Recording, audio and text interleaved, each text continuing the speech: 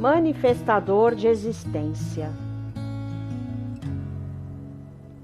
Ninguém acredita em mim, mas eu descobri de fato a razão da vida e falo como meu irmão Jesus. Sei de onde vim, sei para onde vou e enquanto estou no mundo, sei o que vim fazer aqui. Eu vim de uma eternidade inconsciente e o meu pai carnal produziu o meu espermatozoide que foi introduzido no ventre da minha mãe. E lá, eu passei pela primeira metamorfose da vida. Era um espermatozoide e hoje sou um ser humano.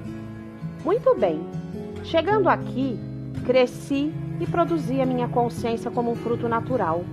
E assim, quebrei o infinito do tempo em duas eternidades. Uma eternidade no inconsciente que já passei e outra eternidade à nossa frente consciente. Sendo a minha consciência um divisor de águas, antes e depois dela. Só que esta fase carnal não é a fase definitiva da vida, pois a carne não tem vida própria, mas a vida é uma característica própria do espírito, e assim eu tenho que passar pela segunda metamorfose da vida dentro da minha consciência, isto é, a minha consciência deve se desligar da carne que a produziu e se ligar no Espírito de Deus pela vida eterna dela. Isto mesmo, na carne, eu sou uma criação descartável e só vim nela pela consciência que produzi. Seria como o homem que tinha vontade de voar, mas não tinha mecanismo para isto, mas criou a criação avião que voa. Então, se eu perguntar, o homem voa? Em si mesmo não, mas através da sua criação avião, ele voa. Da mesma forma, o Criador Deus não tinha mecanismo para se manifestar. Então ele criou o ser humano que produz a consciência. E se eu perguntar, Deus se manifesta?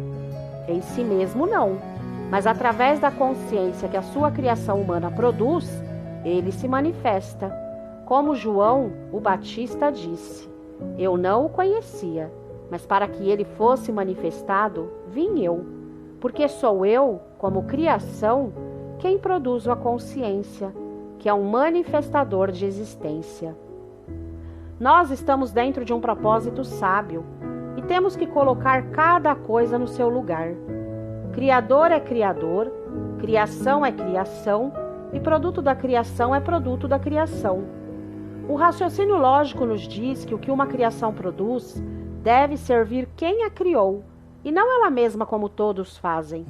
E foi aí que o homem comeu o fruto que não era para comer. Ele vive pela própria consciência que produz. Por isso foi jogado fora do jardim de Deus, e veio o castigo.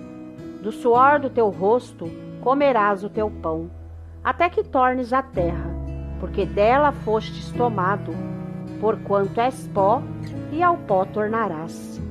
E até hoje os seres humanos não se arrependeram de ter comido o fruto proibido. E fora da carne voltar ao pó, vão jogar a consciência que produziram no vazio eterno. Ou seja, vieram de um inconsciente eterno e vão jogar a consciência que produziram num vazio eterno. Não adiantou de nada terem nascido neste mundo, pois foram uma criação inútil ao propósito de existir e ferraram com a própria consciência que produziram. E eu olho para a cara dos inúteis e eles me dizem, não fui eu, como Adão. Adão, você comeu do fruto que eu te ordenei que não comesse? Foi a mulher que tu puseste aqui, Senhor, que me deu do fruto e eu comi. Por que fizestes isso, mulher? Foi a serpente, Senhor, que me enganou e eu comi. E até hoje todos dizem isto. Não fui eu, Senhor. Foi o meu esposo, foi a minha esposa, foi o meu filho, foi o meu irmão, foi o meu... E ninguém assume a culpa diante de Deus.